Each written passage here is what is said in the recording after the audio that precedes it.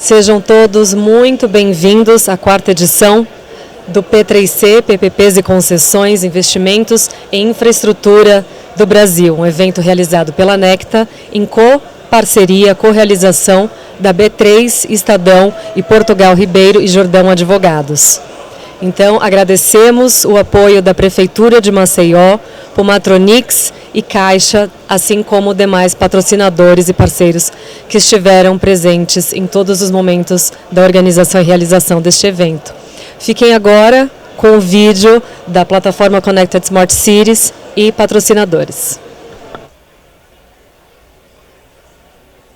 Maceió é um mar de oportunidades. Uma cidade que se destaca no turismo, agora impulsiona o seu desenvolvimento através de grandes projetos de infraestrutura e parcerias. O futuro está sendo construído agora. Venha investir em Maceió. Maceió.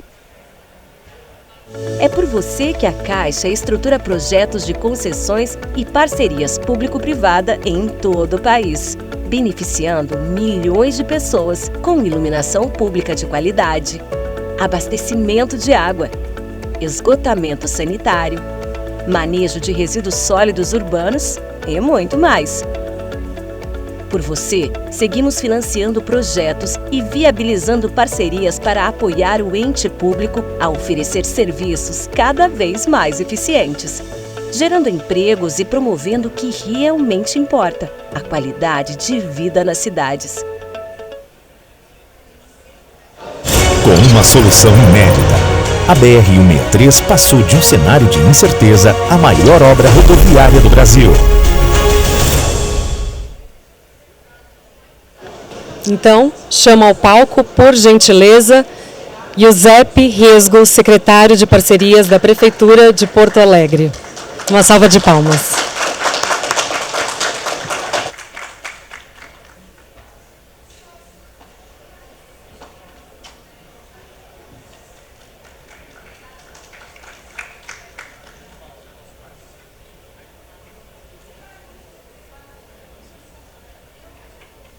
Boa tarde, me escutam agora? Problemas técnicos do moderador. Não consegui acessar o aplicativo e não consegui ligar o microfone. Brincadeira. Gente, nós estamos reunidos hoje aqui para falar um pouco mais sobre saúde e PPPs em saúde. E nós temos aqui exemplos do setor público, temos o Ministério da Saúde, o Governo do Estado do Mato Grosso do Sul, um operador de hospitais e também um banco financiador. Então, eu montei uma breve apresentação para explicar rapidamente qual é a ideia das PPPs na saúde.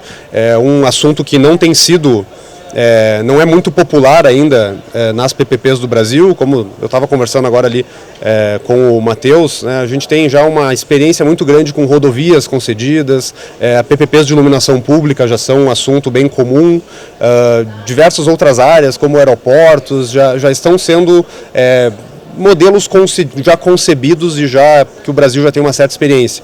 No entanto, em saúde nós não temos tanta experiência nesse assunto, até por conta de questões, por vezes, ideológicas, até de não querer que a saúde seja gerida pelo setor privado, e esse é o tema que nós vamos abordar aqui hoje. Então eu montei uma pequena apresentação sobre esse assunto, para depois a gente começar a abordar especificamente com os nossos painelistas. Bom, então, lá em Porto Alegre nós temos um projeto chamado o Projeto de Parcerização do Hospital Materno Infantil Presidente Vargas. E eu vou falar um pouco mais sobre ele hoje.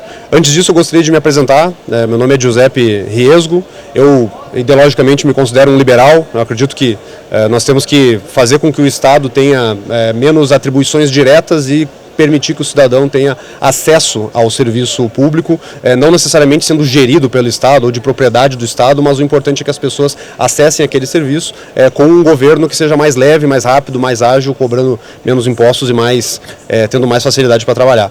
Fui eleito deputado estadual aos 22 anos de idade, lá na eleição de 2018, e hoje sou secretário de parcerias do município de Porto Alegre, onde a nossa pasta é responsável por elaborar as parcerias, concessões e privatizações de todas as áreas que nós temos no município. Então, não só na saúde, mas na educação, nos resíduos sólidos, na concessão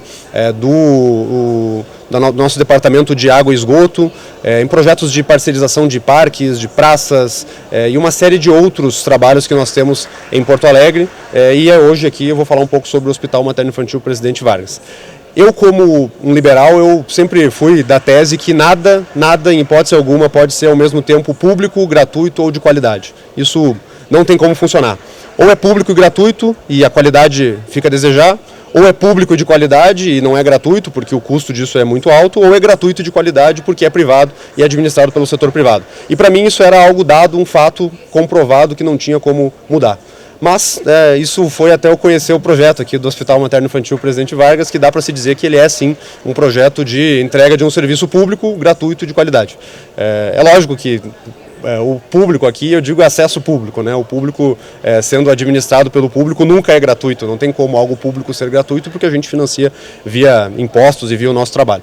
E esse aqui é o projeto do Hospital Materno-Infantil Presidente Vargas, um novo hospital no modelo de bata cinza, onde a administração é feita pelo setor privado na parte de estrutura e o atendimento à saúde do cidadão é feito ainda pelos servidores da saúde do município.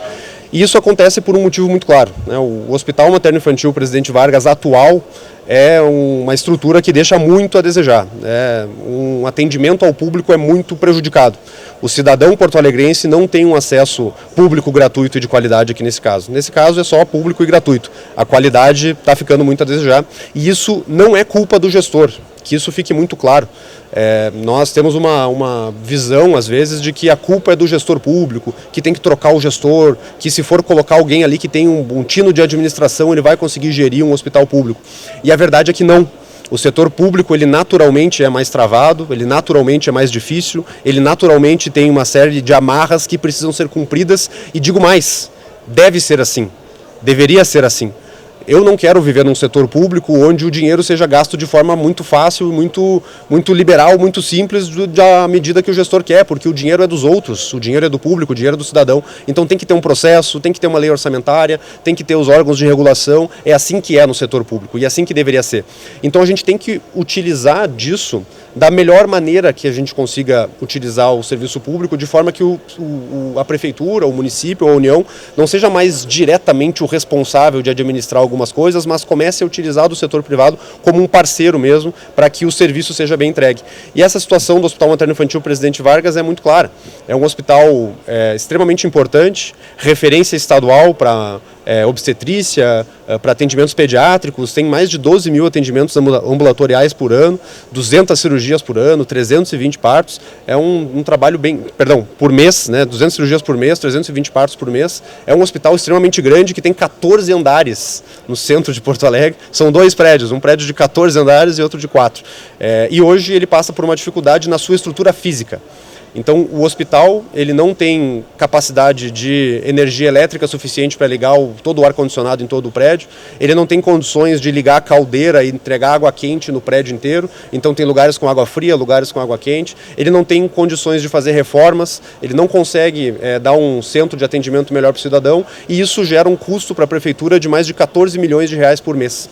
Então qual que é a ideia, né? Então vamos fazer o seguinte, vamos mudar a forma de administrar esse hospital, mas ele vai seguir sendo público, ele vai seguir sendo gratuito e ele vai ter uma qualidade muito maior. E a ideia de fazer tudo isso é via uma parceria público-privada, onde a gente consiga trazer o setor privado para administrar a parte que a prefeitura não consegue.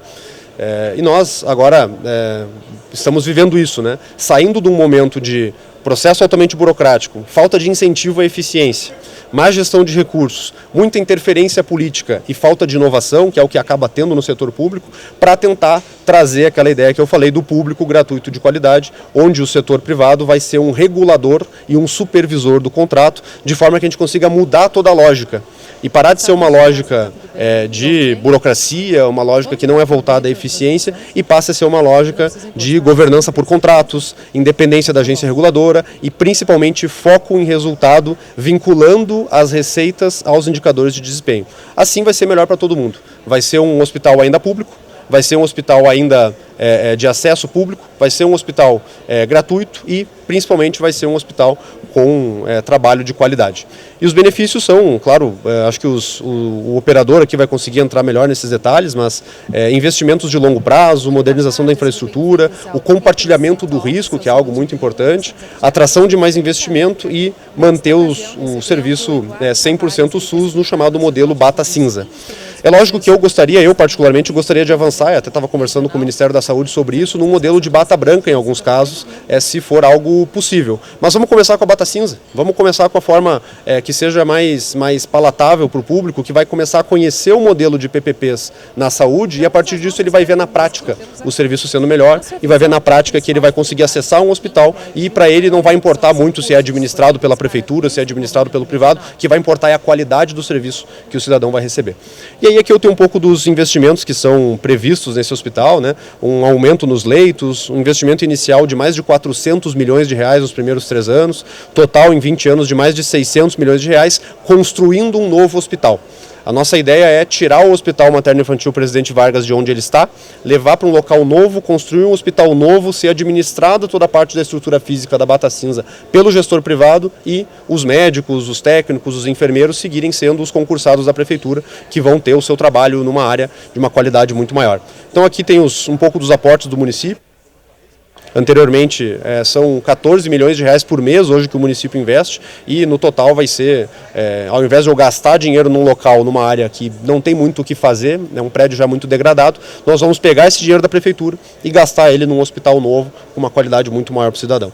Um pouco da nossa forma de como vai funcionar, né? Um aporte da cidade e depois o pagamento da operação. Tá? E um pouco sobre garantias no meu último minuto aqui, eu programei 10 minutos para eu poder falar e depois a gente vai falar um pouco com os nossos outros mediadores. Nós temos contraprestações, 5 contraprestações depositadas na conta reserva, os recursos vinculados ali ao Fundo de Participação dos Municípios, essa conta reserva vai ser gerida por um agente fiduciário independente e tem uma garantia adicional da União, que o Daniel vai acabar entrando nesse assunto um pouco quando vier aqui falar em nome do Banco do Brasil, certo? Então, nós estamos nessa nova fase, eu diria, nessa nova era de PPPs e concessões do Brasil. Eu fico muito satisfeito de estar liderando esse processo do novo Hospital Materno-Infantil Presidente Vargas de Porto Alegre e espero que isso sirva de exemplo para que a gente possa avançar muito mais, entregando o objetivo final. O meu objetivo final aqui não é o hospital ser gerido pelo setor privado. O meu objetivo final aqui não é que o gestor ganhe dinheiro, o que quer que seja, negativo. O meu objetivo final aqui é que o serviço seja melhor para o cidadão. É isso que nós estamos objetivando aqui com as PPPs de saúde, de educação e o que quer que seja. O privado ele tem uma facilidade maior de administrar. O privado ele tem amarras menores, ele tem um incentivo feito por contratos. Então vamos se utilizar da melhor estrutura legal que nós temos, vamos se utilizar do incentivo correto e vamos trabalhar para entregar um serviço melhor para o cidadão. É isso que nós queremos, é isso que nós vamos fazer e é para tudo isso que nós estamos montando esse projeto do hospital. Tá certo, gente? Então esse é o case de Porto Alegre. Eu vou chamar agora, não sei se é a MC que vai chamar os nossos participantes para falar um pouco dos projetos do Ministério da Saúde, depois do governo do estado do Mato Grosso do Sul e depois no final a gente vai passar para o operador, né, uma pessoa que já tem experiência, o P-Health que já tem experiência com a operação e com o Banco do Brasil para falar um pouco sobre garantias, tá certo? Obrigado e devolvo a palavra aqui para a nossa mestre de cerimônias. Obrigada, Giuseppe. Bom, vamos agora chamar ao palco todos vocês. Daniel Sobrinho, assessor... Não, deixa eu pegar minha cola porque mudou, né? Minutinho. Aqui, Daniel, assessor de unidade estratégica do Banco do Brasil. Por gentileza, queira subir ao palco. Alisson Marques, gerente de projetos do Ministério da Saúde. Lucas Giuseppin, coordenador de ESG do Escritório Estadual de Parcerias de Mato Grosso do Sul. E Matheus Renault, presidente da OP Health. Um bom debate a todos vocês. Deixa o moderador com dificuldades pegar o troço aqui, que eu esqueci. Vamos lá.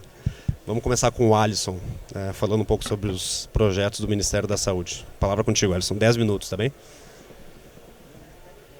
pessoal já começou. Oi, gente, boa tarde. Meu nome é Alisson, de formação, sou administrador público e contador, sou servidor público. Só falar mais perto. Ótimo. Então, começar de novo. Restart o tempo aí.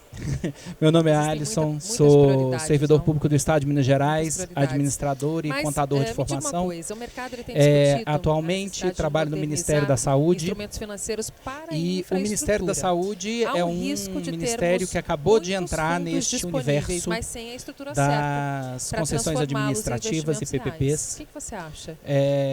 Nós estamos com 2 projetos que começaram a ser trabalhados em 2023 e que a gente vem desenvolvendo por ser uma coisa muito nova. A gente qualificou os projetos em 2023 e durante o ano de 2024 vem trabalhando com a contratação, né, no nosso caso do BNDES, para a gente poder fazer a estruturação dos nossos 2 projetos, que são o Hospital Fêmea do GHC em Porto Alegre. Por coincidência falei com o Giuseppe, assim, não é bairrismo, é porque é lá mesmo. Nós temos o Grupo Hospitalar Conceição, que é uma empresa pública vinculada ao Ministério da Saúde. E o outro, que é o nosso xodozinho, que é o Instituto Nacional do Câncer, que fica no Rio de Janeiro, o INCA, que vocês devem conhecer, da parte de pesquisa, da parte de atendimento, da Oncologia Nacional. E a gente vai construir a nova sede do INCA, equipá-la e fazer o retrofit do prédio histórico antigo do INCA lá na Praça Vermelha. E com isso a gente pretende unificar dezenas de endereços, são entre 15 e 18 endereços do INCA na cidade do Rio de Janeiro, que vão passar a funcionar de forma integrada numa PPP federal.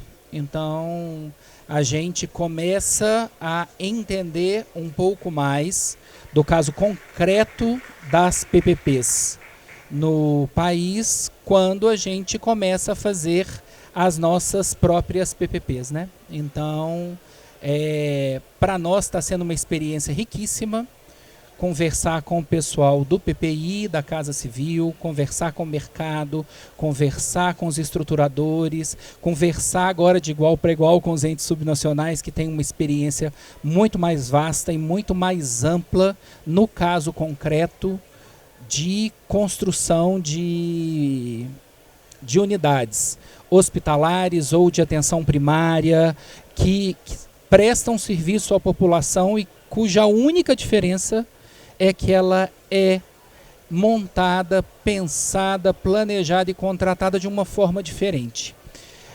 O Giuseppe já levantou aqui uma questão que para nós é muito cara na infrasocial de maneira geral, principalmente nas irmãs saúde e educação, de que a gente não consegue ainda vencer a ideologia do assunto. A prestação da pedagogia, a prestação da assistência ainda é muito cara para nós do ponto de vista do pensamento para que a gente possa fazer a concessão.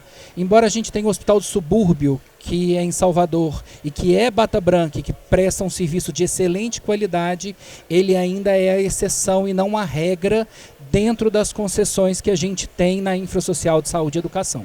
Então nós também estamos avançando com a bata cinza porque nós preferimos viabilizar o projeto. E aí é muito importante que a gente se coloque diante da decisão de fazer o investimento e de trabalhar a modelagem, ainda que ela não seja perfeita, mas o feito é melhor do que o perfeito. E por isso a gente está topando a construção dessas duas.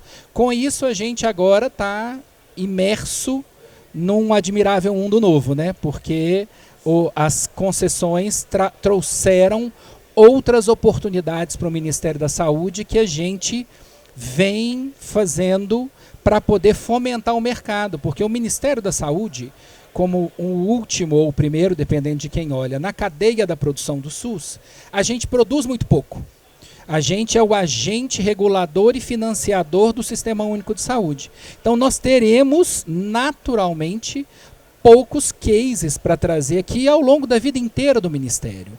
A gente dificilmente vai estruturar mais PPPs, mas não tira do Ministério da Saúde exatamente como um player financiador, como um player regulador, o trabalho de atuar neste mercado, fomentando, dado que a gente acredita que as concessões administrativas, as PPPs, são uma solução muito importante de infraestrutura da infrasocial, da gente não fomentar. Então, por exemplo, a seleção do novo PAC trouxe para nós 2 unidades que vão receber recursos do programa e que estão estruturando suas unidades de PPP. Uma delas está aqui, né, o Lucas vai falar daqui a pouco, e a outra em Belo Horizonte, que é um hospital da FEMIG. Ambos a gente está agora, justamente porque a gente quer fazer o repasse de recursos, a gente ainda não tem todos os instrumentos necessários para poder fazer essa transferência. Então, estamos em debate com a Casa Civil, aguardando a legislação que nos permita participar da PPP de estados e municípios, do Distrito Federal. É isso que a gente vai fazer, talvez com mais frequência do que estruturar nossas próprias PPPs. A gente está em discussão com o FEP Caixa para a gente poder fazer também investimentos na estruturação de projetos. Então nós estamos começando a discussão para saber como é que a gente se associa, como é que a gente faz a transferência de recursos. Agora tem um novo PAC, pode ser que surjam projetos onde a gente possa gerar esse crédito rotativo para os processos futuros, pegando da seleção de agora, se algum dos entes subnacionais que possam implantar unidades básicas de saúde, ou policlínicas, ou CAPs, e que o façam por PPPs, que a gente possa ver se a gente tem condição. Eu ainda não tenho nem LOA, viu, gente? O orçamento ainda nem foi aprovado pelo Congresso, mas assim, havendo recursos dentro do que a gente previu e que eles sejam aprovados, a gente vai tentar ver se a gente consegue financiar estruturas para que a gente também entre nesse mercado. E para terminar a minha fala, a gente agora está em discussão, que deve sair em breve, a disciplina da portaria de debêntures de infraestrutura na parte da saúde, que o Ministério tem que regular, e aí nós estamos definindo os critérios, as regras. Serão 3 áreas técnicas envolvidas: a SECTIC de Inovação e Tecnologia, a Secretaria de Atenção Primária, que é as Unidades Básicas de Saúde, e a minha secretaria, que é a de Atenção Especializada, da qual eu faço parte, que trabalha com as unidades ambulatoriais e hospitalares. Então, o Ministério tem tentado entender e participar, e a gente espera que nos próximos eventos, nos próximos anos, a gente possa trazer mais novidades e maior grau de participação nessa que é uma modalidade muito importante para a infraestrutura social de saúde no Brasil. Obrigado. Muito obrigado, Alisson. Uma salva de palmas, por favor, para o nosso painelista. Passar a palavra agora para o meu quase xará, Giuseppin, que vai falar sobre o case do estado do Mato Grosso do Sul. Por favor. Boa tarde, pessoal. O tema que foi o tema do nosso painel, desafios na estruturação de projetos de PPP em saúde, e eu acho que eu acredito que eu posso contribuir mais com a perspectiva do Estado, né? A gente estruturamos um projeto, incluímos no plano de parcerias do Estado 4 hospitais regionais, dentro da estratégia de regionalização da saúde já conduzida pela Secretaria de Saúde do Estado, e o nosso carro-chefe é o Hospital Regional de Campo Grande. Esse projeto tem previsão de 1 bi de CAPEX, 6 bi de OPEX, temos uma ampliação de leitos de 387 atual para 577 leitos. E aí, há alguns dias, acredito, daqui a pouquinho, a gente lança a consulta pública, já estamos em final de revisão desses estudos. Então foi um ano muito intenso de estruturação desse projeto. E claro, ensinamentos diversos. E aí eu gostaria de trazer aqui um pouco alguns desses desafios que tivemos ao longo desse processo. E eu acho que até anteriormente à estruturação do projeto, um dos primeiros desafios é a organização da legislação do setor de saúde mesmo. A própria Secretaria de Saúde já vinha promovendo a estruturação do mecanismo de regulação de leitos. A legislação do SUS é muito específica e tem, desde 2006, eu até vou falar um pouco sobre a legislação de saúde do lado do Ministério da Saúde, acho que é um perigo, mas desde 2006 temos o Pacto pela Saúde, que o município é o gestor pleno caso assim decida. Então, isso significa que o gestor pleno ele define a assistência integral ali ao paciente, inclusive na atenção de alta complexidade, que em tese é para hospitais estaduais. A partir dessa premissa, um dos desafios é justamente você ter um hospital que o poder concedente é o Estado, com a demanda regulada pelo município. Então, a gente passou por um processo de redefinição desse modelo, fechando a porta para um hospital referenciado, justamente para ter o controle da regulação dos leitos pela Central Estadual de Regulação. E também uma outra reorganização seria a regionalização da saúde, com a criação de polos de atenção de alta e média complexidade. E esses 4 polos estão integrados no nosso plano estadual de parcerias para avançar com os modelos de PPP. E o nosso carro-chefe é o Hospital de Campo Grande. Passado esse momento aí de organização da legislação local de saúde, os desafios também a gente passa pela própria estruturação. É um setor recente, então até a contratação de consultores são poucos players. Os profissionais estão ainda se formando nessa área e os que existem têm experiência em 1 ou 2 projetos, diferente de rodovia, que a gente é fácil localizar um profissional que tem experiência em vários projetos. Em PPPs de saúde 1 ou 2 projetos anteriores. Então, para a própria equipe do Estado também é um desafio, porque tem que ter contato o jurídico com toda essa legislação específica do SUS, o técnico operacional, com toda a parte de engenharia clínica, engenharia hospitalar. Então tem esse desafio na estruturação do projeto também. Um outro desafio e é sempre falado, é a comunicação do projeto.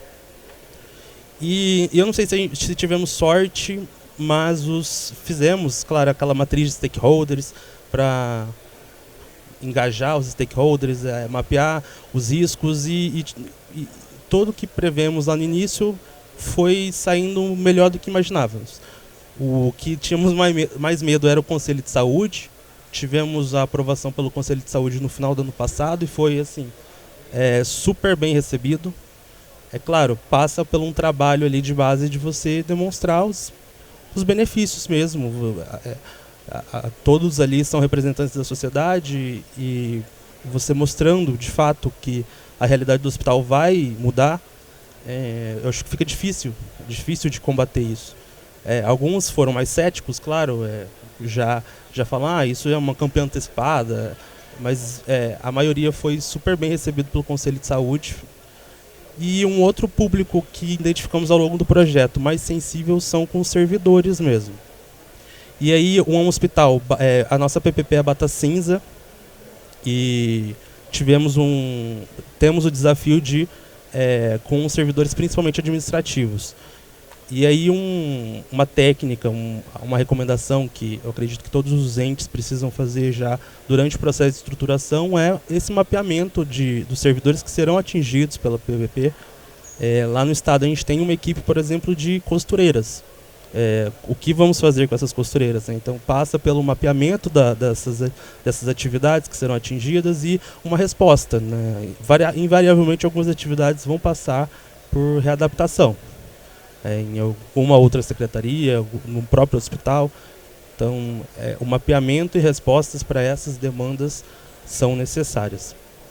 E um desafio, mas que eu acredito que se torna uma oportunidade. Por o setor ser ainda experimental, a gente consegue inovar um pouco com maior liberdade. E nesse projeto a gente tem um mecanismo que não existe em outros projetos de Bata Cinza. A gente vai testar ele agora na consulta pública, que é a inclusão do escopo de aquisição de materiais e medicamentos na Bata Cinza, num projeto de Bata Cinza. Claro, já fomos a mercado, com sondagem de mercado, fomos também surpreendidos com a boa recepção desse mecanismo. Então, para explicar em linhas gerais, os principais riscos mapeados era principalmente a variabilidade de preço e de quantidade. Então a gente vai trabalhar ali numa lista, primeiro separar essa parte de aquisição de materiais e medicamentos numa parcela da contraprestação específica, para não atingir reequilíbrios, enfim, a contraprestação principal. Temos um período ali chamamos de sandbox, mas não é bem um sandbox, né? É um período experimental de 2 anos do projeto, em que essa lista referencial que vai subsidiar essa parcela da contraprestação referente à aquisição de materiais e medicamentos, ela é revisada trimestralmente e depois aumenta para um período de anual, mas a gente também está pensando que pode ser um período inferior. E a gestão comercial disso é remunerada através do OPEX da parcela original da contraprestação. Esse ponto foi... A gente tentou mapear esses riscos, encontramos esse meio termo. É um problema antigo no Estado, a questão de falta de medicamentos. O hospital é referência na linha oncológica, e então é um problema recorrente que a gente está tentando endereçar com a PPP. E eu acredito que o mercado vai receber bem, mas ainda, claro, vamos testar em consulta pública. E eu acredito que um dos últimos desafios aqui que mapeamos durante a estruturação do projeto seria o período de transição. É um hospital que está em funcionamento. A gente prevê a construção de uma nova torre e depois o retrofit das torres atuais. Então, o período de transição também é algo sensível, que a gente não quer começar uma relação já trêmula entre parceiro público e privado. Então, a gente está tentando regular de forma mais assertiva esse período. E um outro ponto que tentamos alinhar a sensação de melhora já de imediato com a antecipação, mesmo ainda com a operação assistida, né? Então, sem a finalização das obras, enfim, sem a operação plena do hospital, já antecipar alguns serviços, alguns escopos de serviço da Bata Cinza. E aí vai até ao encontro de uma demanda do mercado, que seria já ter uma parcela ali de recursos financeiros já no início do contrato. Então, alguns dos escopos que não têm tanto impacto em infraestrutura, como lavanderia, que geralmente é externa, a nutrição, que pode ser terceirizada, a gente já consegue antecipar por início do contrato, e aí já conferindo uma sensação de melhora de imediato para o dia a dia do hospital, e também conferindo um pouco maior segurança para o parceiro privado. E só para finalizar, acho que meu tempo já está acabando, a questão da gestão do contrato também é um desafio. Quando se trata de um primeiro contrato de PPP na área de saúde, é um desafio você estruturar o poder concedente para tocar esse projeto no futuro. Então, passamos desde o início da estruturação já identificando servidores da saúde que poderiam ter o perfil de tocar o projeto, qualificando esse servidor, já integrando o projeto, para no futuro criar uma unidade específica e voltada unicamente para a gestão desse contrato. Então, em linhas gerais, eu acho que foram esses desafios que eu quis trazer para vocês sobre a perspectiva do ente estadual. Obrigado, Giuseppe. Bem, muito obrigado, Lucas Giuseppin.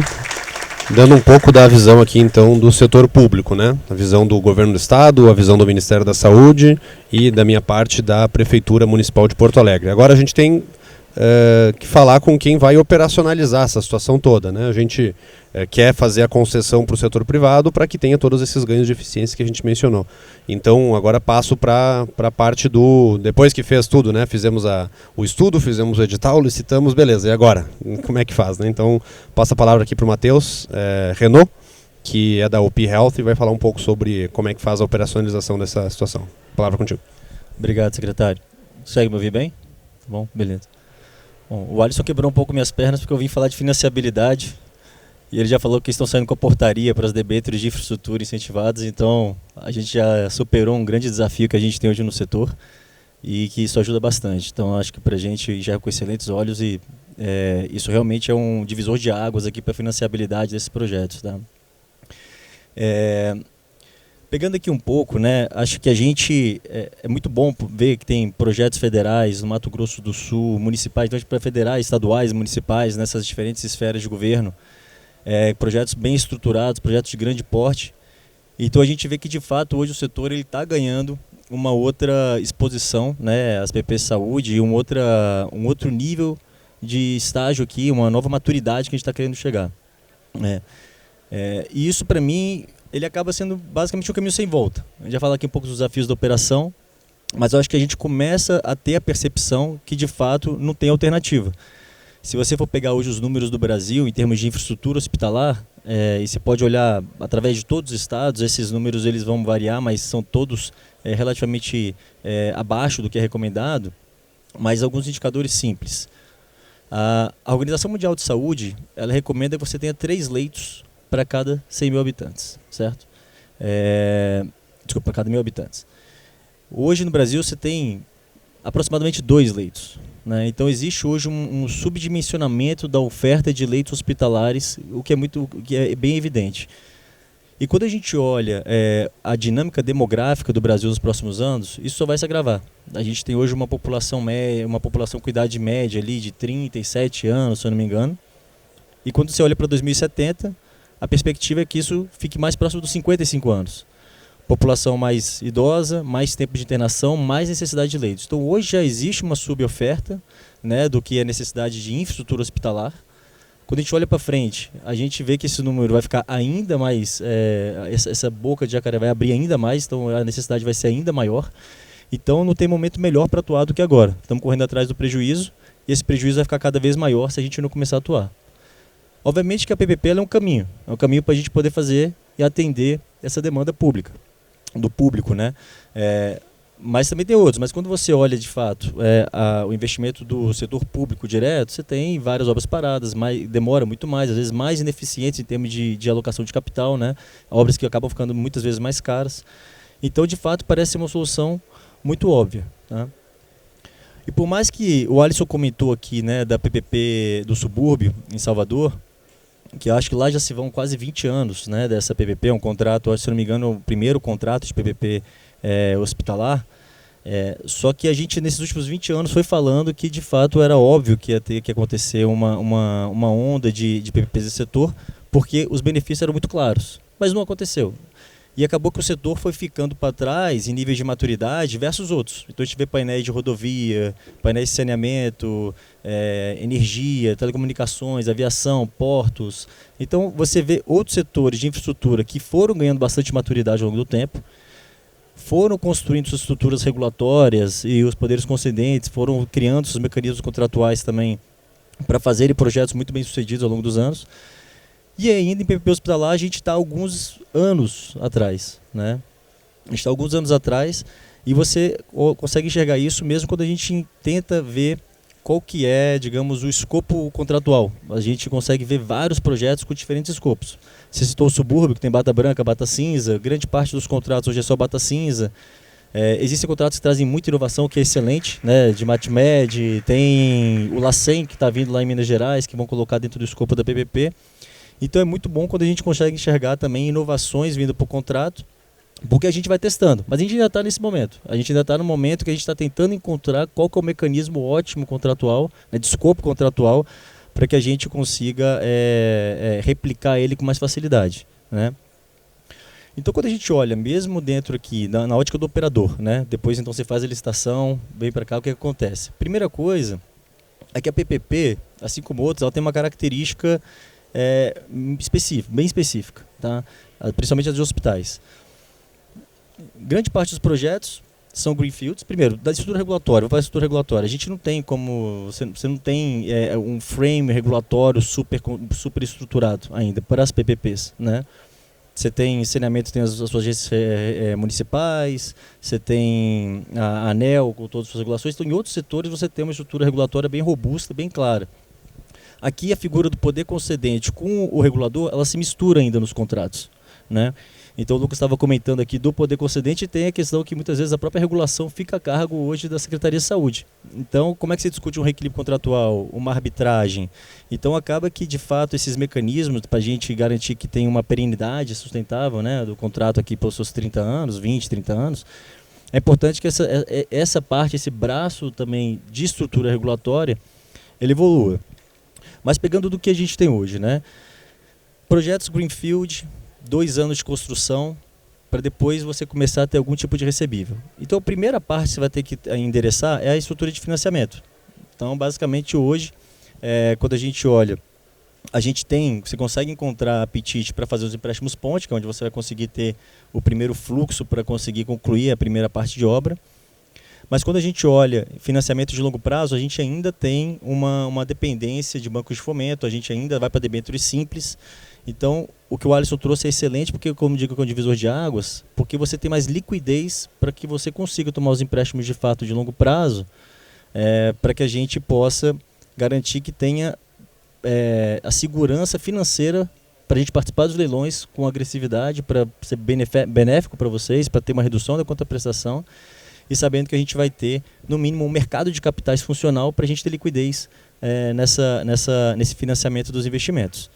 Então, acho que isso, a gente conseguir desbravar esse mercado com esses instrumentos de debênture é extremamente relevante. Então, essa portaria ela vai vir no excelente momento que os projetos estão amadurecendo, um momento que o mercado de capitais ele começa a tentar entender um pouco melhor as PPPs de saúde.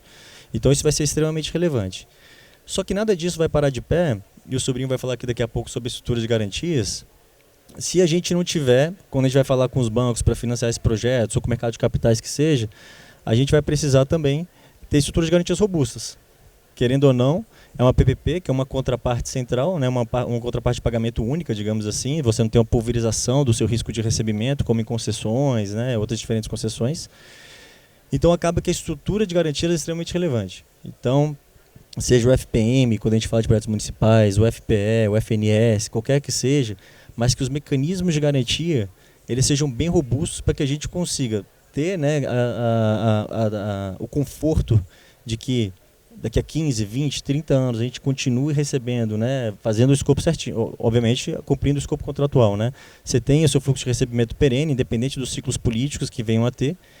Então é muito importante que a gente consiga estruturar projetos, como você bem trouxe, secretário, trazendo, por exemplo, o fundo de participação municipal, o fundo de participação dos estados. Então é muito importante que essas estruturas elas sejam bem robustas para que a gente consiga não só ter a tranquilidade para operar, mas ter a tranquilidade para investir quase todo o capital nos primeiros 2 anos e diferir esse recebimento em 30. Né? Se é uma estrutura de garantia super robusta, a gente não consegue sequer pegar financiamentos de longo prazo porque tem essa digamos, incerteza. Então, alguns dos desafios iniciais antes mesmo da gente começar a operar, falando só da parte de construção. Né? Então, acho que conseguir o recurso é super importante. Isso tudo vai perpassar pelo acesso ao mercado de capitais, que eu acho que está super evoluindo com o Ministério da Saúde, estruturas de garantias, que o Banco do Brasil tem feito um excelente trabalho. A gente vê o Banco do Brasil como o órgão faz a gestão do fundo de participação dos estados, né? Então ele como agente fiduciário dos contratos já facilita muito também, porque está tudo dentro do mesmo arcabouço. Então a gente tem contratos com o Banco do Brasil, né? É o agente fiduciário do contrato, tem funcionado super bem. Então acho que para começo de conversa, para a gente conseguir ter competitividade no leilão, atrair novos competidores, vai ser super importante, porque ainda é um setor que carece de vários players.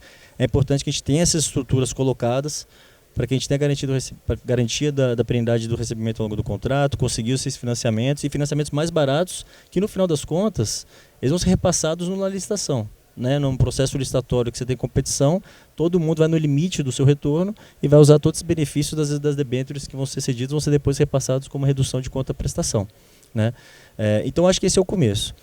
E quando você começa a operar de fato, a gente tem que ter em mente que hospitais, ele tem, acho que são 3 grandes pilares que a gente fala, secretário. A gente tem uma boa infraestrutura, uma boa parte de serviços não clínicos e uma boa parte de serviços clínicos. Né? A gente tem que ter o tripé. Então a infraestrutura vocês vão garantir com um projeto, né? Com um contrato bem estruturado, um projeto explicando exatamente o que vocês querem, né? Para atender a demanda da bata branca.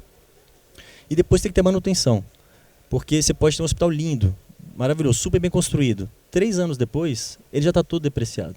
A gente tem hospitais, por exemplo, em Manaus, que passam quase 3 mil pessoas por dia. Então imagina um ambiente passando 3 mil pessoas por dia.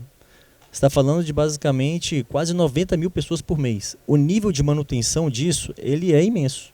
Então é por isso que muitas vezes você vê hospitais públicos extremamente bem construídos, mas 5 anos depois estão sucateados. Construir é fácil, né? A gente sempre fala isso. E é barato comparado com a operação, né? Bom, segue, por favor. Não, perfeito. Então tem essa questão da manutenção, que ela é muito intensiva, tá? E quando você coloca dentro de um escopo contratual quem faz a manutenção, a construção junto com a manutenção, tem todos os incentivos para você fazer uma boa construção, para operar bem. Então acho que esse escopo entre construção com bata cinza, ele tem que estar junto, né? Senão você vai construir pensando só na obra e não vai pensar depois no custo de manutenção daquilo para manter os corredores bem estruturados dentro das normas. E a questão de colocar bata branca ou não no contrato, que é outra coisa que acontece muito, tem essa discussão. Eu sou até um pouco mais cético. Eu posso falar aqui um pouco assim, eu não tenho bata branca nos meus contratos na UPI, então eu posso estar mas assim, eu acho que a lógica, né, dos contratos de PPP, qual que é? Você vai precisar fazer muito investimento em um curto espaço de tempo e que esse investimento precisa de um período muito longo para ser amortizado, até porque é tudo sunk cost. Eu não consigo tirar aquilo lá e vender depois, porque, né, então eu preciso ter um tempo de amortização dos meus investimentos muito longo. A bata branca, querendo ou não, ela é serviço. Então eu não preciso colocar ela no contrato de 30 anos. Você poderia, para fazer o investimento, sim. Eu tenho que fazer ele 20 anos, que seja, 15 anos, porque eu tenho que amortizar aquilo. A bata branca você pode fazer via OS, com os servidores do Estado. Então, assim, é um pouco a gosto do cliente que a gente fala. A gente sempre vai se adaptar. Mas hoje eu não consigo enxergar, dentro de um escopo de PPP, tanta sinergia operacional quando você fala construção, bata cinza e bata branca. Eu acho que a bata branca vai ter tanta inovação, tanta coisa nos próximos 5, 10 anos, tudo que a gente tem visto de tecnologia, inteligência artificial. Então não sei se vale hoje para o gestor público se prender um contrato de 20, 30 anos com o serviço de bata branca incluído, sendo que eu acho que vão surgir outros formatos de prestação de serviço. Mas é o que eu digo, não tem certo e errado, estamos testando ainda no mercado, né? Mas eu acho que bata cinza e construção, obviamente, tem que estar juntos, porque quem constrói depois vai ter que operar e garantir a perenidade daquela infraestrutura. Então, acho que de tudo que eu falei bastante aqui de vários temas, mas assim, eu acho que chegou o momento do mercado que ficou muito claro a urgência da gente começar a se mexer para endereçar uma falta de oferta de leitos que a gente tem no Brasil, que vai ficar ainda pior, né, com o envelhecimento da população. A gente tem que avançar para trazer mais competidores, mais gente para esse setor, para até baratear esses projetos. A gente tem que ter uma boa estrutura de garantias, a gente tem que ter mercado de capitais para a gente conseguir baratear o custo de capital para fazer esses investimentos. Então, acho que a gente está indo num caminho super bom com o Ministério da Saúde, como o Alisson comentou. E projetos bem estruturados, com mentalidade de gestores públicos de longo prazo. Então, o que a gente viu aqui no exemplo de Porto Alegre, que a gente está vendo no Mato Grosso do Sul, que a gente está vendo em Minas Gerais. Então, acho que tem vindo uma leva de projetos que estão muito bem estruturados, muito bem pensados, com equipes técnicas muito boas, muito bem discutidos, com bastante participação em consulta pública. Então, acho que a gente não viu nos últimos 20 anos, que eu falei, né, desde a primeira PPP hospitalar que a gente teve, eu imagino que a gente vai ver nos próximos 2 ou 3. Eu acho que a gente tem aí, pelo que está no meu radar, pelo menos uns 10 projetos de PPP hospitalar, em diferentes estágios de maturidade, mas que tem uma como posso dizer, tô bem, digamos, certo, na verdade, de que vai ser bem sucedido, mas que pode ser ainda mais bem sucedido se a gente conseguir avançar mais rápido numa agenda de um setor que ficou para trás versus outros setores de infraestrutura nos últimos anos. Tá certo, muito obrigado, Matheus Renault. Salva de palmas para ele. E agora vamos para o nosso último painelista, Daniel Sobrinho, do Banco do Brasil. E depois vamos partir para as perguntas, já vamos pensando aí nas perguntas, que a gente tem uns 20 minutos aqui de bate-papo entre todos os painelistas. Por favor. Boa tarde a todos. Para mim é uma honra. Antes de mais nada, parabenizar a Prefeitura de Porto Alegre, na figura do secretário, que além da PPP do hospital, tem outras 3 grandes, entre outras, que está conduzindo. O Banco do Brasil tem acompanhado de perto lá também. Quero também cumprimentar o Alisson do Ministério da Saúde, que já veio com uma notícia boa, e vou dar uma sugestão para ajudar nesse ambiente também aqui durante minha apresentação. Ao Lucas, meu colega de MBA, da PPP, desse mesmo MBA que o Banco do Brasil está tá patrocinando aqui, que é gratuito para os agentes públicos, tanto de município quanto estadual, tá?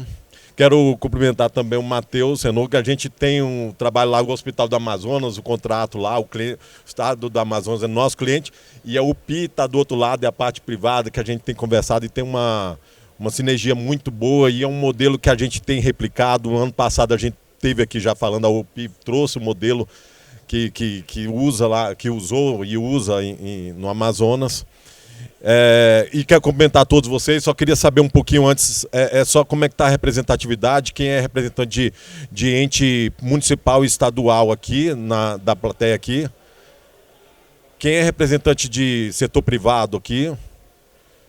Ah, tá ótimo, tem as minhas amigas ali do Banco do Brasil também e outros do banco. É só para poder direcionar, porque assim, eu fico muito feliz, a gente falou de muitas coisas que têm acontecido na saúde, que ainda é muito incipiente. Mas eu lembro que, assim, há algum tempo atrás, saúde e educação estavam num painel só, que era infrasocial. Em qualquer painel que você ia, eles estavam juntos. Hoje a gente já tem painéis diferentes, o que mostra uma evolução do setor, uma preocupação do país, porque a infrasocial avançou e avançou bem, principalmente depois do Hospital Subúrbio aqui, que, vamos lá, cortou mato, né, vamos dizer assim, que...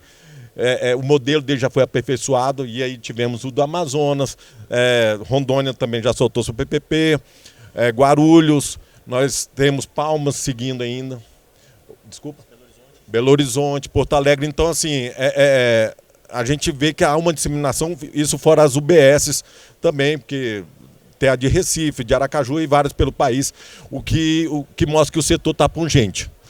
E aí pode se perguntar o que banco tem a ver com isso, e na verdade banco tem muito a ver, as instituições financeiras, tanto para o lado do setor público, dando financiamento para o nosso parceiro público, por meio para que ele possa fazer o aporte, com ou sem aval da União, quanto para o setor privado, na emissão do mercado de capitais ou de financiamento que tenha. Assim, é ótimo que o Ministério da Saúde tenha trago essa questão das debêntures incentivadas, mas ainda é um desafio, porque, querendo ou não, saúde, dependendo de quando você for lançar as debêntures, você tem que ter cuidado com a janela para não concorrer com alguém de saneamento, rodovia, ferrovia, porque senão você tira o interesse dali. Então, é uma questão que os bancos, como quando são assessores, têm que se preocupar. E que é onde a gente atua bastante ali na área que a gente atua, na questão de administração de garantias. Eu trouxe esse modelo aqui, não é para fazer muita propaganda do banco, mas é para que sirva, de repente, para replicar e para quem não saiba, também poder utilizar em eventuais estruturações. Então, passa aqui o... Então, assim, eu não vou falar tanto dos problemas aqui, já foi bem mencionado, já foi bem falado sobre a questão de segurança jurídica, dificuldade de financiamento, risco de crédito do setor público, ambiente de negócios confiável e transparente. Eu não vou me ater a isso, mas eu vou me ater ao que o mercado encontrou de soluções, principalmente os estruturadores de PPPs, quando a gente fala em garantir as operações, o pagamento do setor público para o ente privado. Então, o que o mercado tem feito bastante? O Estado e o município faz a concessão, faz a licitação, o edital, a SPE vence, presta o serviço, e aí é um pagamento. E aí, normalmente, é uma figura do administrador de contas, que é onde entra a instituição financeira. Então, a instituição financeira, ela vai lá e garante de que aquele valor que está servindo como garantia de uma conta-prestação, pode ser de 1, 3, 6, aquele recurso só seja movimentado pelo banco para pagar o parceiro privado.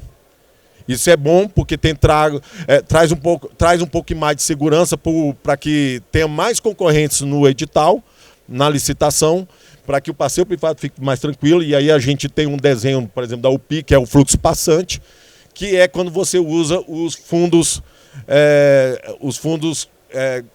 fundo de repasse, o FPM, o FPE, e o Fundeb e o FNS. E é onde eu ia entrar na sugestão aqui. Porque o que acontece?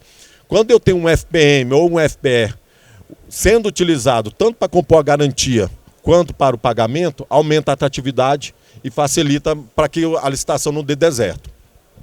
Mas, além disso, nós já estamos avançando em alguns modelos em que o FNS, no caso de saúde, seja utilizado também. Então, O Hospital de Guarulhos é um exemplo. Então eu tenho uma camada de FPM e se o FPM não for suficiente, eu tenho FNS. Ou eu posso inverter isso aqui. E aí a sugestão é que de repente a gente vá junto com a Advocacia Geral da União para que dê um parecer favorável ao uso do FNS, apesar de estar sendo já utilizado, mas quanto mais conforto jurídico, melhor. Então, o que acontece? E isso, aí avançando um pouquinho no tema do outro painel, na educação é a mesma coisa com o Fundeb, naquela parcela dos 30%. Os 30% que são livres de movimentação. Então, lá no Banco do Brasil, a gente já tem um sistema todinho pronto, tanto para o Fundeb, e a gente já vai ter um piloto no estado do Rio Grande do Sul, quanto para o FNS, que a gente já tem isso utilizado. Fora o FPM e o FPE, que está sendo uma ferramenta interessante para aumentar a atratividade. Então, esse é o que o mercado está fazendo, e aí a gente tem aprimorado lá no Banco do Brasil, para além da de segurança para o setor privado, também esses mecanismos de percentuais. Então, quem mexe com estruturação, acho que é bom pensar, e a gente está à disposição também para conversar e auxiliar, especialmente nessa parte. E aí, desde 2023, em abril de 2023, houve uma alteração nas operações de crédito, onde no MIP, no Manual de Instruções, em que se permitiu eu criar uma linha de stand-by para garantir as operações, o pagamento do ente público. Isso aí foi bastante veiculado na imprensa, porque o Banco do Brasil, por exemplo, a Caixa Econômica ou qualquer outra instituição financeira, ela deixa de ser só um administrador de garantia, mas ela pode ser contratada como garantidora da operação. O que acontece? Além de administrar o pagamento lá, que pode ainda continuar sendo composto, eu, Banco do Brasil, ou eu, instituição financeira, para ser justo com meus parceiros também, chego para o parceiro privado e falo, olha, se ele não pagar, eu pago. E quem é que vai pagar o Banco do Brasil? A União, por essa norma, certo? Então, se eventualmente no pagamento das contraprestações o ente público der default em alguma parcela lá, aquilo automaticamente é acionado o Banco do Brasil, ou o banco que está garantindo, e o banco vai lá e paga o parceiro privado. Que depois aí passa a ser um problema banco e ente público. Não é mais o parceiro privado, ele está sendo garantido o pagamento. Então, assim, isso aumenta a atratividade na licitação. Aumentando a atratividade, mais concorrentes, dependendo do modelo, eu posso ter uma tarifa menor, maior outorga, vai ajudar no ambiente de negócio de PPPs e concessões que está sendo utilizada essa garantia. Benefícios. O valor para o ente público, para o ente subnacional, é aquela tabela da STN, então é uma taxa muito baixa, é a mesma tabela para empréstimos com aval da União, então é muito barato mesmo, aumenta a atividade que eu falei, mas tem umas questões que fizeram que esse tipo de solução ainda não fosse para frente, que basicamente são duas: o impacto no limite, que infelizmente continua existindo. Há uma discussão para que, para esse tipo de operação, passe a impactar somente o que foi utilizado. E o financiamento pelos bancos públicos, o Banco Brasil, Caixa, BNDES, a parte de OPEX, a parte de despesa corrente. E isso mudou esse cenário nesse ano. Essa aqui é a redação do artigo 35 da Lei de Responsabilidade Fiscal, e lá no final, no inciso 1 do parágrafo 1º, houve uma alteração em que em PPPs e concessões os bancos públicos podem passar a financiar. Ou seja, essa garantia que a gente chama de garantia stand-by, que fica lá sempre pairando sobre o contrato e dando segurança, antes eu só podia ir no CAPEX, só poderia ir no investimento. Agora eu posso ir até o final do contrato. Eu, Banco do Brasil, eu, Caixa Econômica, o BNDES, a gente, na estruturação, já posso fazer isso aí. E aí, dá um conforto, porque quem estruturou não vai precisar mais cortar ao meio ali e ter que dividir OPEX com CAPEX, porque eventualmente banco privado não entra nesse tipo de financiamento. Agora a gente pode entrar e financiar isso, muito decorrente da calamidade pública que houve lá no estado do Rio Grande do Sul, causa das chuvas, houve esse teste e eu acredito que deu muito certo, e aí agora é nacional, houve uma alteração na lei de responsabilidade fiscal. É uma pequena revolução, acho que a gente ainda está fazendo um piloto de algumas ideias que vai aprimorando esse ambiente, que vai melhorando tanto para o parceiro privado quanto para o ente público mesmo, que vai resguardando o contrato. Então, é um avanço e a gente está lá disposto a contribuir na forma de não só de prestar esse serviço, mas também de assessorar na construção, em especial nesse capítulo. Por fim, é isso, a gente já possui uma equipe lá no Banco do Brasil que atende tanto o empréstimo para o ente público, que é muito rápido, quanto para a parte privada. A parte privada é mais difícil, eu sei que, porque o banco, ele acaba tendo que comprar o projeto em si, mas quanto para esse tipo de prestação de administração de garantia, quanto para a garantia stand-by. Acho que é uma forma dos bancos contribuírem, serem chamados para esse ambiente tão carente de atores que possam alavancar as PPPs, que não é fácil. Há modelos sendo testados, nós temos o Build Suite aí, que é uma outra solução que tem vindo, que já tem dado certo em alguns casos, eu acho que pode ajudar a evolucionar. Mas é algo que mostra que, pelos diversos representações aqui tão distintas de como que o Brasil está se movimentando, independente do que vai acontecendo no cenário político, como as instituições, de como as prefeituras, como os órgãos, eles estão preocupados em alavancar, porque afinal recurso no país não é algo que pode ficar só na conta do público, né? Então a gente tem que chamar o privado, e o privado, ele é muito bom, principalmente na questão de eficiência. Então, assim, a UPI está lá para isso, mostra de como um hospital com PPP é muito, muito distinto do que o que a gente está mais acostumado a ver, né? Tá bom? Bom, é isso. Eu devolvo a palavra para o nosso mediador. Muito obrigado. Uma salva de palmas para o Daniel do Banco do Brasil. Pessoal, então a gente vai abrir para perguntas. Como eu disse, eu não deu para acessar o aplicativo aqui pelo celular, então quem quiser fazer perguntas, por favor, só buscar o nosso assistente de palco aqui, que vai passar o microfone para vocês. Enquanto isso, eu queria deixar aberta a palavra para nós aqui, os painelistas. Tem algum comentário para fazer? Alô? Som? Então acho que é o meu negócio que deu problema aqui. Se tem algum comentário para fazer interno aqui sobre o que foi mencionado, eu acho que a gente está num momento realmente novo aí de mais garantias, de mais certeza para o setor privado poder operar. O que a gente menos quer, né, é um contrato frágil, que dê insegurança, que dê incerteza, e que, imagina a situação, a gente faz todo o processo e o setor privado deixa de ter interesse e para de operar por qualquer motivo que seja, quebra de contrato, quebra de garantia, falta de pagamento. Isso seria o pior cenário possível, porque daí vai ser utilizado com certeza de forma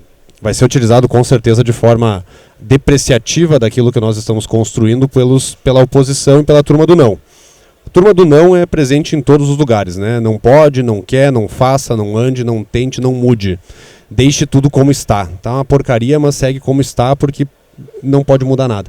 E a gente não pode dar abertura para isso acontecer até que o setor se consolide aí no Brasil. Bom, algum comentário dos senhores aí? Alisson, Lucas? Não? Então, perguntas da plateia, por favor. Só falar nome, empresa, setor, enfim, e direcionar a pergunta, por favor. Bom, boa tarde. Fred da Pesco. Tudo bem? A pergunta é para o Alisson, mas talvez com um comentário do Matheus e quem sabe do Lucas e do colega do Banco do Brasil sobre as debêntures de infraestrutura. É um instrumento bastante aguardado e realmente a notícia é excelente de que elas podem estar já disponíveis e os processos já disponíveis. Na verdade, o pedido é um pouco mais sobre a percepção de vocês sobre o processo, né, os tempos e movimentos que o mercado vai esperar passar para chegar até a priorização, né, até a priorização dos projetos no Ministério, e depois um pouco da visão de vocês sobre o potencial do instrumento em termos do fortalecimento do capital de terceiros no setor, na linha do que o Matheus comentou, que acho que o mercado de capitais forte é fundamental E esse instrumento potencializa o mercado, mas ainda é um instrumento novo para todos nós. Então, queria ouvir o comentário de vocês. Não, vamos tocar uma por uma, né? Vamos tocar uma por uma. Tem microfone aí? Foi confiscado o microfone. Foi confiscado. Obrigado pela pergunta. É o seguinte, esse tema, quem vê close não vê corre, né? Então, assim, as coisas de bastidor são muito interessantes de ver. Muita coisa vai começar a caminhar mais agora que o Ministério também está estruturando a sua própria PPP. Por que as debêntures começaram a evoluir muito do primeiro evento que eu participei 1 ano e meio atrás para agora? Porque a gente tem chance real de diminuir as nossas próprias contraprestações de projetos que a gente está estruturando, e isso facilita a interlocução com a direção executiva mais alta para a gente poder conversar. Então, em que pé que nós estamos? A gente sentou com o CPPI no início desse ano, pegamos os modelos que a gente já tem de debêntures incentivadas de infraestrutura. Já fizemos a modelagem nesse último mês e meio, mais ou menos, e chegamos às conclusões técnicas das 3 secretarias que eu falei. A Sectix, que trabalha com um projeto de inovação e pesquisa, a atenção primária, que cuida das unidades básicas de saúde, e a minha, que é da especializada. Nós já validamos o corpo técnico. Então agora o texto está para validação executiva na Secretaria Executiva e no GM, que é o gabinete da ministra. A recepção está indo super bem. A ideia é que, havendo a validação, parece que é de boa prática a gente abrir para consulta pública. Então a gente, nas próximas semanas, deve abrir a consulta pública, então logo seja liberado. Feito, a gente faz as respostas, dá as devolutivas e encaminha para a gente poder fazer a publicação da portaria, se tudo correr bem no primeiro semestre. Tem que ficar ainda um tempo aberto. Nós estamos agora, março é depois de amanhã, então assim, nós já estamos no 3º mês do ano. Então, se tudo caminhar bem, a gente vai ter a liberação da portaria neste primeiro semestre.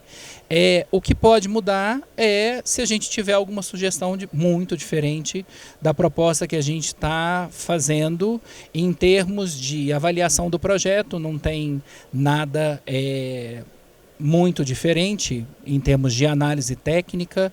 A gente está pensando em dar algumas facilitações para quem qualificar o projeto, por exemplo, no PPI, ou tiver algum tipo específico de estruturador. Isso ainda está em aberto na discussão com a validação executiva, mas não tem nada muito diferente do que as pessoas estão concedendo na infraeconômica, né?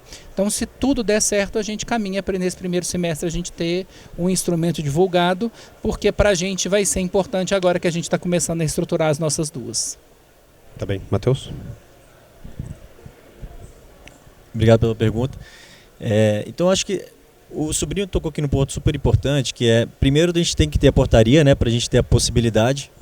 Tendo essa possibilidade, eu não tenho dúvida de que os licitantes vão incorporar isso nas premissas do plano de negócio para darem um desconto maior na contraprestação, barateando os processos. Só que esse é o começo. A gente vai ter que educar o mercado, né? A gente tem um mercado que ainda não conhece o modelo de negócio de uma PPP, os riscos operacionais. A gente tem pouco... É um mercado que eu digo assim, há pouco conhecimento, muito diferente do que a gente vê em outros setores de infra, como o Alisson comentou. Então você vai pegar uma debênture incentivada ou de infraestrutura de saneamento. Todo mundo sabe o modelo de saneamento, sabe os riscos do negócio, qual que é o risco de CAPEX overrun, qual que é o risco de, operacional do dia a dia. E o hospital a gente vai ter que explicar como que funciona, e o meu contrato vai ser diferente dos outros, né? Cada contrato que a gente está falando aqui são contratos diferentes. Então a gente tem contratos em Minas Gerais, que vai vir um LACEN, tem um contrato que vai vir em Matmed, tem contratos que tem um laboratório. Então, mesmo dentro desses diferentes escopos contratuais, a gente vai ter que ainda mais um detalhe para poder fazer uma educação do mercado para que tenha liquidez. Porque o retorno, o custo mais baixo desse financiamento, eu vou repassar para o poder concedente. Porque eu vou colocar na minha premissa da licitação. O que eu estou mais preocupado é ter liquidez de fato. É que tenha dinheiro disponível para a gente não ter risco de subfinanciamento, né? Mas é isso, é uma jornada longa, né? Até porque a gente falou, o escopo ainda está, a gente está testando os melhores modelos e tem vindo boas inovações, que eu acho que na hora de a gente testar e vejo com excelentes olhos. Mas é isso, não vai resolver a vida, não é que vai ser isso e vai resolver, mas a gente precisa disso para começar um trabalho de formiguinha. Tá certo. Tem uma pergunta a mais na plateia ali? Tá bem, leva lá, por favor. Vamos lá. Nome, entidade e direcionamento da pergunta. Bom, obrigado, parabéns. Meu nome é Vitor Pupi, eu sou secretário do município de Curitiba. E além de parabenizar pela palestra, eu tenho algumas perguntas sobre a questão do FPM, do ponto de vista das garantias. Primeiro, com relação à remuneração da garantia, eu entendi que tem alguma relação com as garantias que são dadas em operações de crédito com o Tesouro Nacional, do ponto de vista de remuneração, né? Eu queria entender um pouco mais isso, se há um percentual sobre o valor, como que funciona, como é que é definido esse percentual, quais experiências que o banco já teve com outros entes, né, subnacionais, e também se existiu uma discussão, até você mencionou, do ponto de vista de um parecer da Advocacia Geral da União, né, para tentar alguma coisa nesse sentido, porque sempre existiu a discussão sobre ser um pouco intocável a questão do FPM e do FPE. Claro, isso está sendo objeto de evolução, mas se existe algum caminho, alguma diretriz já que dê mais segurança para o município também, do ponto de vista da utilização do fundo. Obrigado. Eu que agradeço, Pupi, né, de Curitiba. Vamos lá, o FPM e o FPE, não há uma legislação pronto fala, olha, você pode utilizar isso aí, mas não há um bloqueio como é no Fundeb, por exemplo, em que 70% eu não mexo mesmo. Então o que os estruturadores, os entes têm desenhado é que ao utilizar o FPE e o FPM, e aí o nosso jurídico do Banco do Brasil e dos demais bancos também enxergam um conforto jurídico, várias PPPs nós temos já dentro lá, feito com esse desenho. Então como é que o que a gente pede? Primeiro é que passe uma lei, uma autorização legislativa, em que o legislativo autorize usar uma parcela do FPM e do FPE. Há uma carência no Brasil ainda, não há um órgão ainda controlando aquela quantidade de FPM que foi comprometida. Isso aí eu acho que a gente ainda vai avançar nisso aí. Não vai ser, nesse caso, eu enxergo que provavelmente vai caber à União fazer esse tipo de controle, até porque é ela que faz o repasse e eventualmente no empréstimo ela utiliza o repasse para poder também ser ressarcida daquele valor que ela teve que garantir. Isso aí é uma carência, mas acredito que ainda vai evoluir. Mas não tem impedido de que as estruturações sejam feitas utilizando os recursos tanto do FPM quanto do FPE.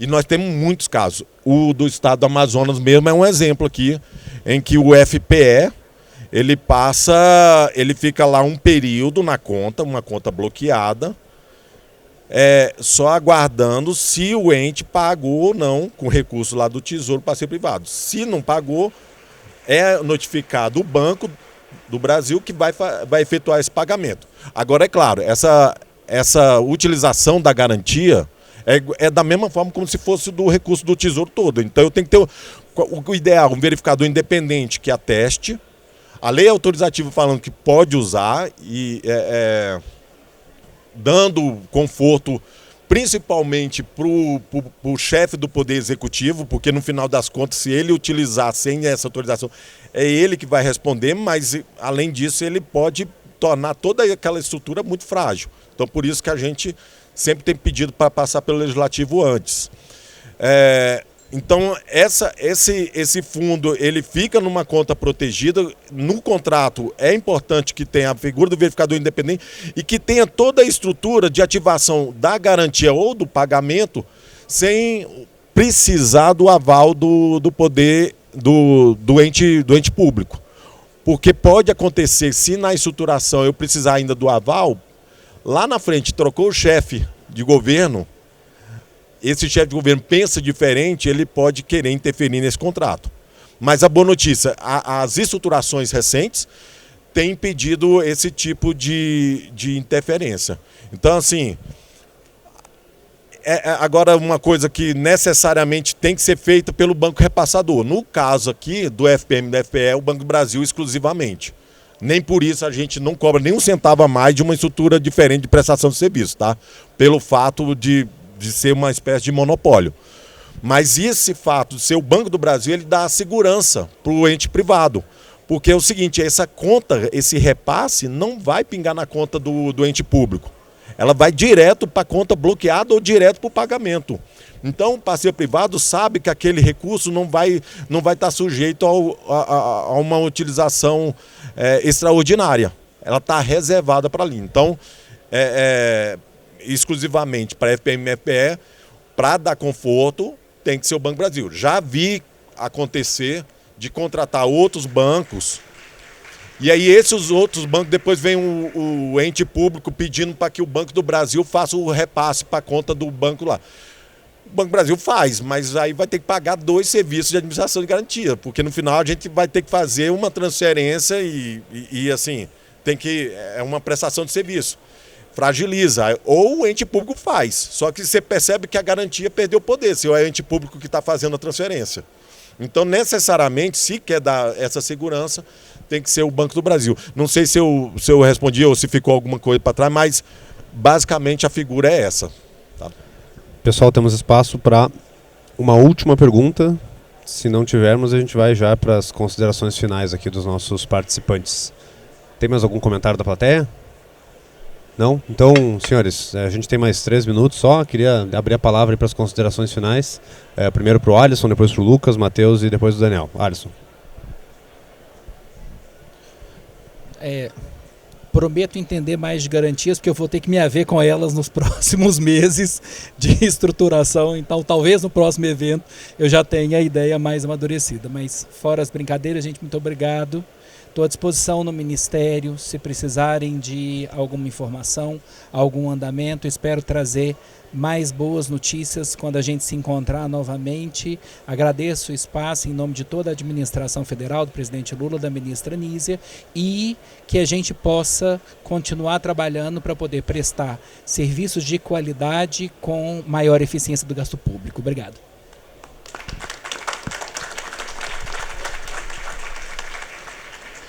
Bom, obrigado pela oportunidade aqui de mostrar o nosso projeto. Como eu disse, em breve, alguns poucos dias, teremos a consulta pública, então sugestões de aprimoramento serão super bem-vindas.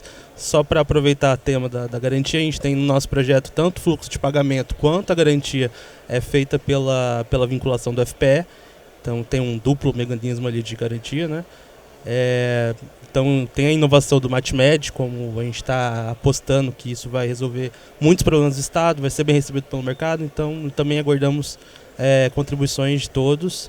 E muito obrigado pela oportunidade, pessoal. Matheus? Basicamente agradecer, obrigado Alisson, obrigado Lucas, secretário, sobrinho, obrigado por todo mundo aí pelo tempo, obrigado plateia por estar aqui para participar desse debate.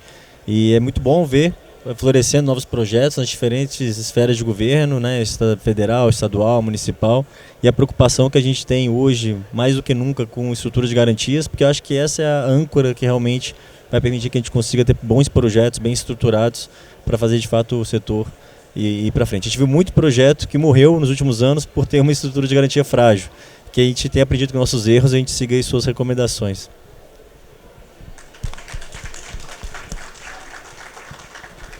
Agradecer aos meus colegas de painel aqui, ao Alisson, ao Lucas, ao secretário Resgo, ao Matheus. Agradecer a presença de todos aí. Podem contar com o Banco do Brasil. Eu dei os exemplos aqui, mas COSIP, QESE, são outras questões de estruturação em outras áreas que também podem ser utilizadas. Mas, enfim, a gente quer colaborar para que esse ambiente fique cada vez mais seguro e mais concorrencial. Perfeito. Pessoal, muito obrigado. Eu gostaria também de fazer o agradecimento especial ao BRDE, que me fez o convite para poder estar aqui. Dizer para vocês que esses projetos de saúde estão avançando cada vez mais e eu torço muito para que a gente consiga consolidar esse setor aqui no Brasil e no futuro não ter um painel só de saúde, mas aí ter um painel de saúde com hospitais, um painel com postos de saúde, um painel que bata branca, bata cinza, a gente vai fazendo a coisa ficar mais complexa aqui no P3C. Muito obrigado e uma boa tarde a todos.